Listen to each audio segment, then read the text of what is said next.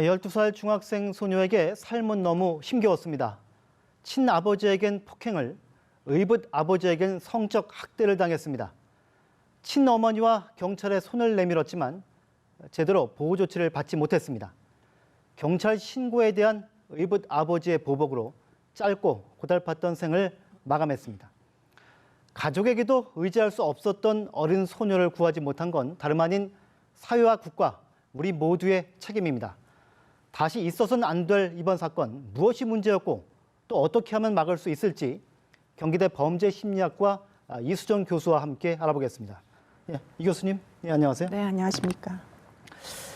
이 피해 여중생이 경찰에 의붓 아버지를 첫 신고한 게 지난달 9일이에요. 네.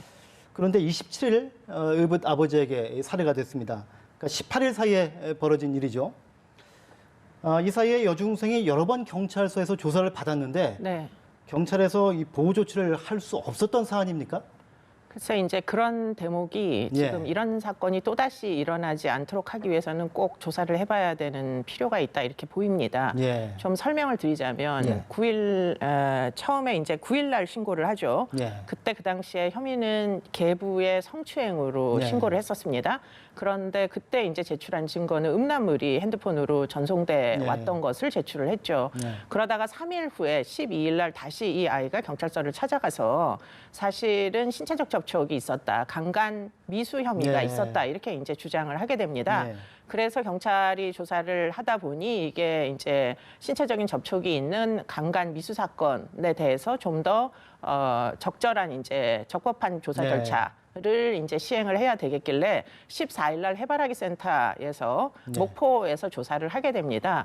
그래서 결국에는 그 모든 피해자의 조사와 연관된 것들을 모아서 결국은 이제 피의자가 생활하는 그런 지역이었던 광주로 이제 이첩을 시킵니다. 그러던 와중에 특이한 사항은 15일 날 이 이제 12살 먹은 여자의 마누로 이 여자애가 신변 보호를 경찰에다 요청을 합니다.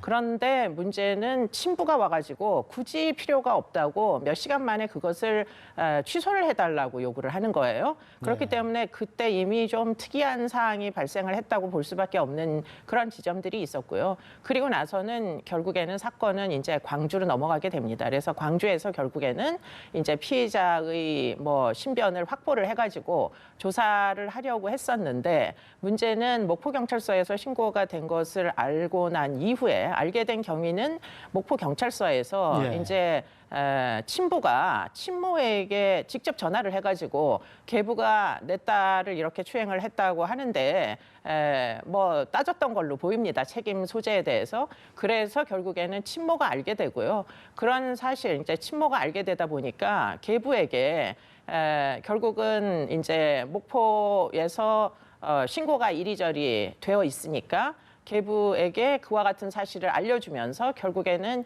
이 둘이 신고가 됐다는 사실을 알고는 여행을 떠나게 됩니다. 그런 일정한 기간 후에 결국에는 27일 날 목포에 있는 아이를 친모가 불러내게 됩니다. 전화를 해가지고. 그래서 엄마 전화를 받고 이 아이가 나와가지고 결국은 계부가 운전하고 있던 차량에 타가지고 이들이 이제 광주의 외곽 지역까지 이동을 하게 돼서 결국에는 전남 뭐 어느 지역에서 이제 사망에 이르게 돼서 28일 날 시신이 유기되는 이런 이제 사건이었던 것이죠. 그런데 이 사건에서 특이했던 점은 2016년도에 친부에 의하여서도 신체적 폭행에 대한 학대 신고가 이미 있었던 피해자이고요. 동일 피해자입니다. 물론 피해자는 당시에는 계부가 아니고 친부였죠. 그러다 보니 지금 이 아이가 그 당시에 법원으로부터 접근 금지 명령, 친부가 이 아이에게 다시 접근하면 되지 않는다. 왜냐하면 폭행을 하니까. 그러다 보니 친부와도 함께 살 수가 없어서 결국에는 친모의 집으로 갔다가 결국은 거기서 지금 학대를 다시 재차 계부에 의해서 뭐 성학대까지 받게 된 그런 정황입니다. 아무튼 뭐 신변 보호 요청을 했었는데 이 친부가 그 사실은 거의 뭐 그걸 취소한 거나 다름없는 지금 상황이 된 거죠. 근데 친부도 폭행 때문에 접근 금지 가처분 명령을 받았던 사람이고 2016년도에요. 그러면 경찰이 이거를 신변 보호 요청을 취소를 받아줘야 했습니까? 그러니까 이제 그 부분이 지금 좀 조사가 필요하다. 도대체 왜 2016년도에 물론 뭐 계부에 의해서는 아니지만 이 아이는 그때도 학대 아동이었고요. 지금 2019년도에도 결국은 성학대 피해를 당해서 동일한 피해 아동이 재차 피해를 당해가지고 물론 뭐 가해자는 다르지만 결국에는 이제 사망에 이르게 됐는데 경찰이 만약에 이 아이가 계부에 의해서 성추행 피해를 당했다는 사실을 알았을 때 주민번호로 검색을 해보고 이 아이가 그전에도 친부에 의해서 학대를 받았다는 사실을 알면서도 이렇게 조치를 하지는 않았을 것 같아요. 몰랐다고 봐야 되는 거죠? 네, 왜 도대체 모를 수밖에 없는 건지 주민번호만 제대로 입력을 했더라도 찾을 수 있었던 그런 아주 취약한 아동이었다는 사실을 알았음에도 불구하고 왜 이거를 경찰이 알 수가 없었는지 시스템적으로 이게 혹시 허술한 부분은 있지 않은지 그것을 지금 확인을 해봐야 될 것 같습니다. 하여튼 그런 그 친부의 전력이 있었다는 것을 경찰이 알았으면은 신변 보호 요청을 받아들였을 수도 있는 얘기죠. 네. 그렇군요. 이 국가인권위원회가 이번 사건의 처리 과정이 적절했는지 여부를 지금 직권 조사한다고 밝혔어요. 네. 인권위가 이제 어떤 점들을 조사하게 될까요? 그러니까 인권위가 조사를 하는 것은 이 지금 이제 처음에 9일 날 목포 경찰서에 신고가 됐지 않습니까? 그런데 결국에는 피의자 조사를 하게 되는 시점까지 너무 시간이 많이 소요됐다는 거예요. 그렇기 때문에 결국에는 이제 광주지방경찰청으로 사건이 이첩이 된 것은 16일인데 사건 조사는 23일 날 하게 되는 겁니다. 그러다 보니까 시간이 거의 한 일주일 정도 시간이 비면서 결국에는 피의자는 이미 지금 그 의붓 딸이 본인의 성추행 혐의를 신고를 했다는 사실을 알게 되면서 결국은 그 공백이었던 그 일주일에서 결국은 사망 사건이 일어날 때까지의 어떤 뭐 결국은 살해 사건을 준비할 만한 시간적 여유를 준 거 아니냐 이렇게도 얘기할 수 있을 정도로 지금 사실은 광주 경찰청에 간 이후 그러니까 전남 경찰청으로 가서 광주 경찰서에서 이거를 그 조사하기까지 시간이 이제 공백이 있는 거예요. 그러다 보니까 이 부분이 도대체 어떤 경위로 이렇게 되는 건지 아마 조사를 하겠다고 하는 것 같습니다. 그러니까 2016년에 이제 이루어졌던 친아버지에 의한 폭행 때문에 이제 여중생이 의붓 아버지와 살게 됐죠. 네. 근데 다시 이제 의붓 아버지가 또 학대를 하니까 경찰이 다시 또 친아버지한테 또 보냈다는 거예요. 네.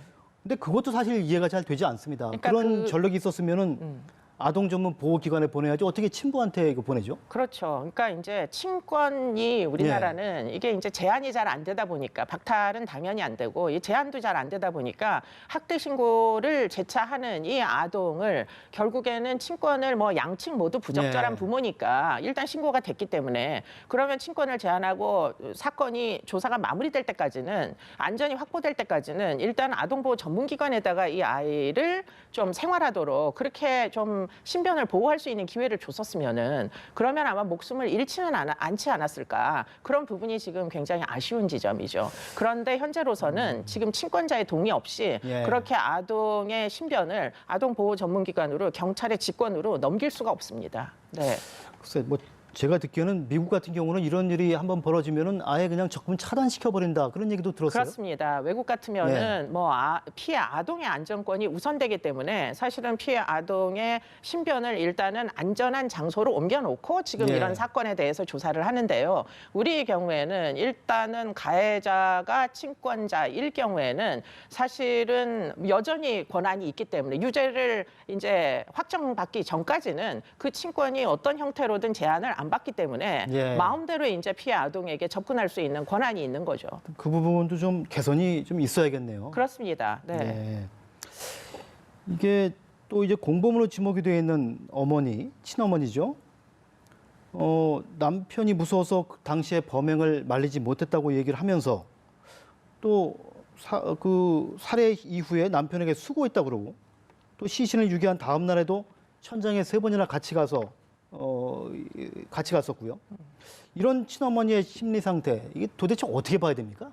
글쎄 이제 이 부부가 아이를 낳고 그러니까 이 피해 아동 목숨을 잃은 이 피해 아동을 낳고 이혼한 시점이 이제 2009년이에요. 네. 그러니까 애가 이제 한 2살 될까 네. 말까 할 그 정도 시점에 네. 이제 이혼을 하다 보니까 아마도 이 엄마는 아이와 애착 관계를 갖기에는 이미 시간이 너무 뭐 멀리 지나버린 거 아닌가. 네. 왜냐하면 보통 아이들과 엄마와의 사이에 상호작용을 하면서 애착을 느끼는 나이가 보통 한 만 5세 정도까지 엄마들이 직접 아이들을 키우게 되면 결국에는 이제 소위 모성이라는 네. 게 뭐 일반 엄마들처럼 생기는데 문제는 이제 부부간의 관계는 안 좋지. 아이는 낳았는데 아이하고의 애착 관계는 형성할 기가 좀 불안정했지. 이러다 보니까 이 엄마가 딸을 일종의 새로 만든 가정을 유지하는데 방해꾼 정도로 생각을 한 것 같아요. 그렇군요. 더군다나 이 딸이 이제 현재의 남편의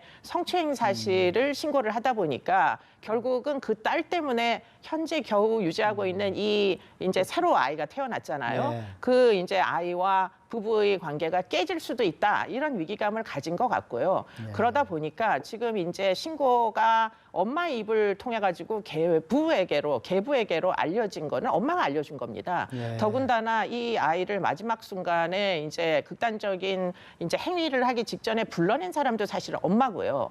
그리고는 이 아이를 이제 계부가 뭐 끔찍한 행위를 할 때도 그 차량 안에 엄마가 그대로 타고 있었고요. 그리고는 그런 사실을 뻔히 알면서도 시신을 유기하고 돌아온 남편에게 고생했다고 얘기를 했고요. 예. 즉시 신고도 하지 않았으면서 그러면서 결국에는 이제 와가지고 하는 얘기는 남편이 두려워서 자기가 뭐 적극적으로 뜯어 말릴 수가 없었다. 이렇게 얘기하는 게 그게 얼마나 옹색한 변명인가 하는 생각이 들고요. 그런 부분에 대해서 물론 법원은 좀 더 이제 소명할 수 있는 그런 증거들을 더 많이 모아와라. 예컨대 지금 증거가 불충분하다고 구속영장이 기각이 됐는데요. 사실은 둘 간의 구두로 뭐 사건에 대해서 의논을 하고 합의를 한 이런 이제 상황이다 보니까 이것을 과연 객관적인 증거로 입증할 수 있는 증거가 나올 수가 있겠는가 하는 게 사실은 뭐 여러 가지 정황으로 봤을 때 이 친모가 틀림없이 이제 공동 정범이 아닐 수가 없을 텐데 그런데 입증하기는 예. 뭐 객관적인 증거를 확보할 길이 없다 보니까 이게 생각보다 쉽지는 않을 것 같다 그런 생각도 듭니다. 뭐 이혼에 따른 아이하고의 친밀성 부족이 또 문제가 됐을 수 있겠네요. 하여튼 이번 사건을 계기로 해서 이 아동 보호 조치가 좀 더 세밀하게 개선이 돼서 다시는 이런 안타까운 일이 일어나지 않기를 바랍니다. 지금까지 이수정 교수와 말씀 나눠봤습니다. 오늘 말씀 감사합니다.